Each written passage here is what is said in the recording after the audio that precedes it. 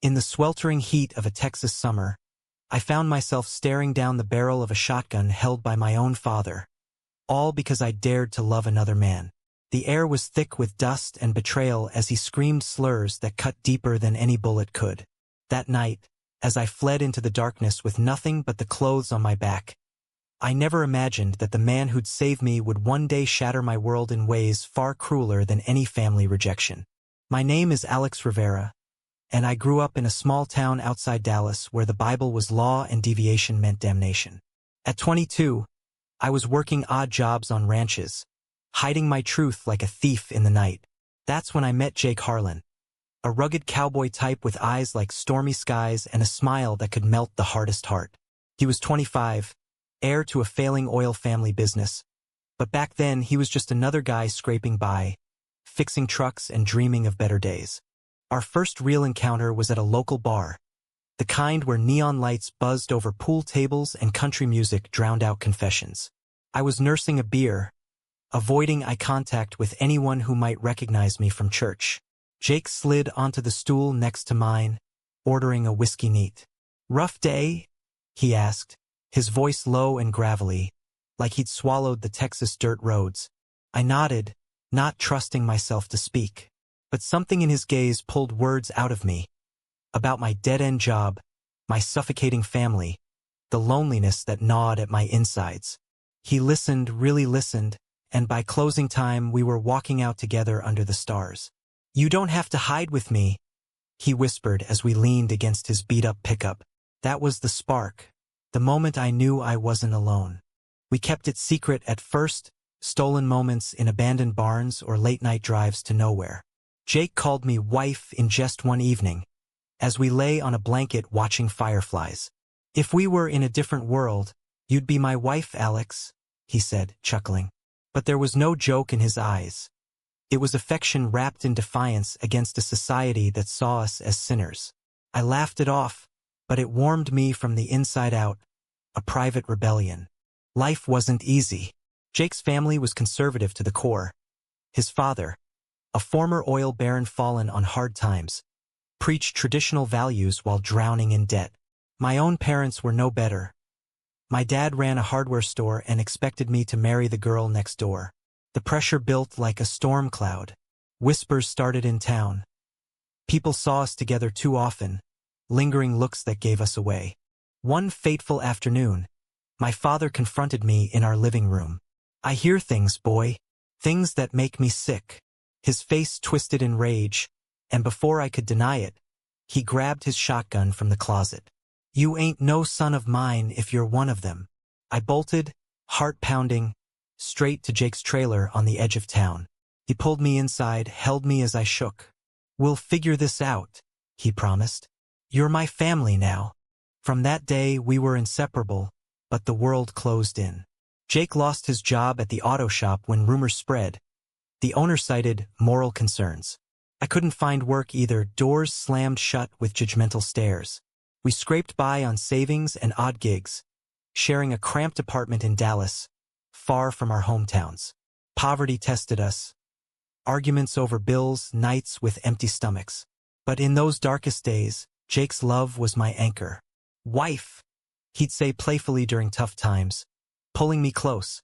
It became our code for endurance. Society's claws dug deeper. Friends turned away. Family disowned us. At a pride event in the city, our first tentative step into visibility, a group of protesters hurled bottles and hate speech.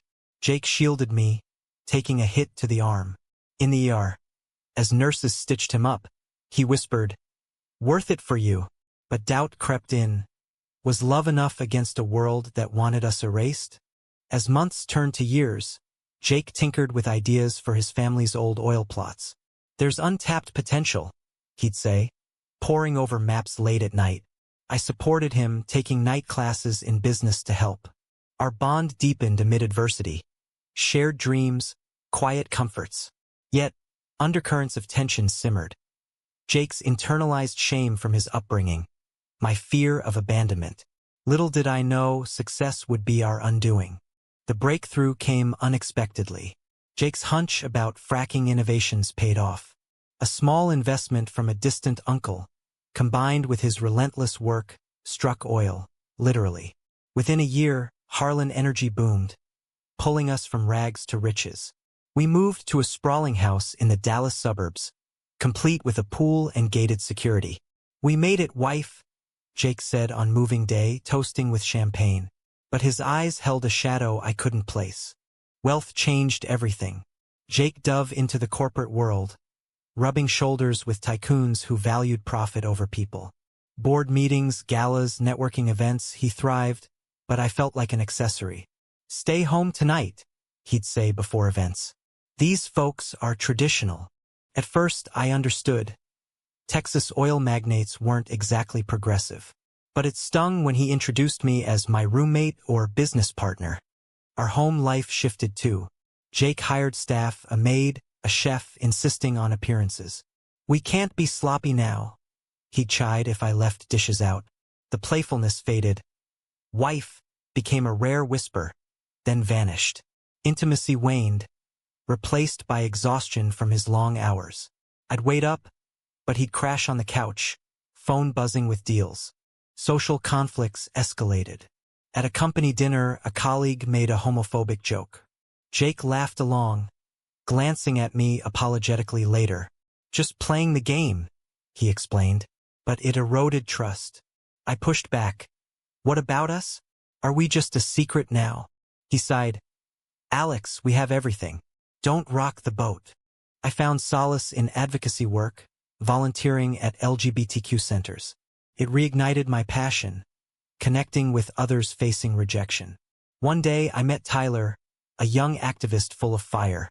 We bonded over stories, his coming out, my exile. Jake noticed my late nights. "Who's this Tyler?" he asked jealously, though he barely touched me anymore. Tensions boiled over at a family reunion. Jake sighed, now that mine was lost. His father, benefiting from the wealth, pulled him aside. "Keep your preferences quiet, son. Business first." Jake nodded, and that night he snapped at me for wearing a pride pin. "Take it off. You want to ruin everything?" I refused, storming out. In the car, tears blurred the highway. Was this the man who'd saved me? As Harlan Energy grew, so did Jake's detachment. He traveled constantly, leaving me in an empty mansion. Phone calls grew curt. "Busy, talk later." Rumors reached me, whispers of affairs with women, covers for his image.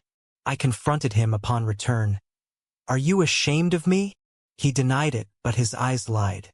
"It's complicated, Alex. Success demands sacrifices." I threw myself into my own pursuits, starting a nonprofit for displaced queer youth. It gave purpose, but highlighted our drift. Friends warned, "He's changing." Yet, loyalty bound me. Memories of lean days, his protective arms. A controversial bill in Texas legislature banning gay marriage discussions in schools fueled debates. I rallied against it.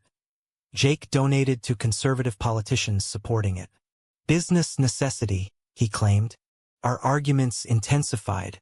"You called me wife when we had nothing," I yelled one night. "Now we're rich and I'm nothing?" He paced, frustrated. That was survival talk. Reality's different. The words hung like smoke, poisoning the air. I slept in the guest room, wondering if love could survive prosperity's chill.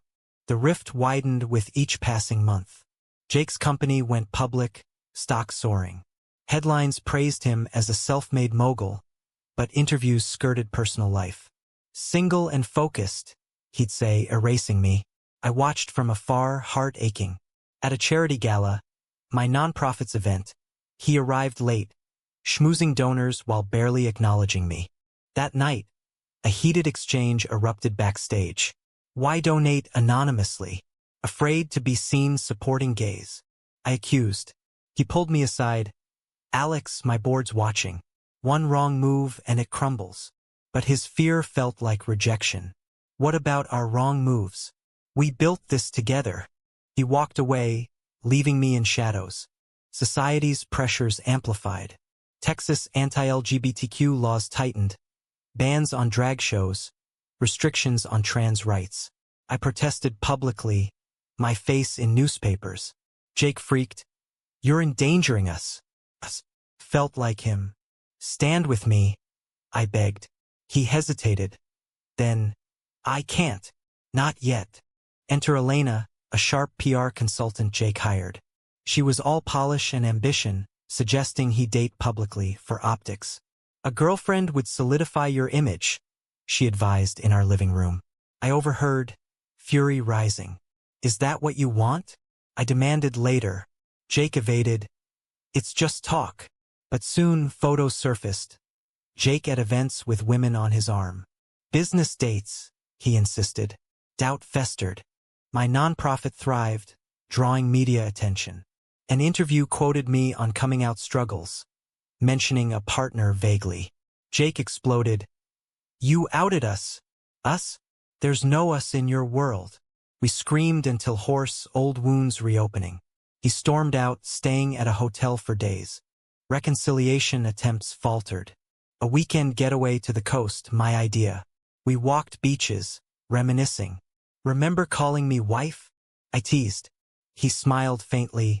Simpler times. But phones interrupted. Deals beckoned. Back home, distance returned.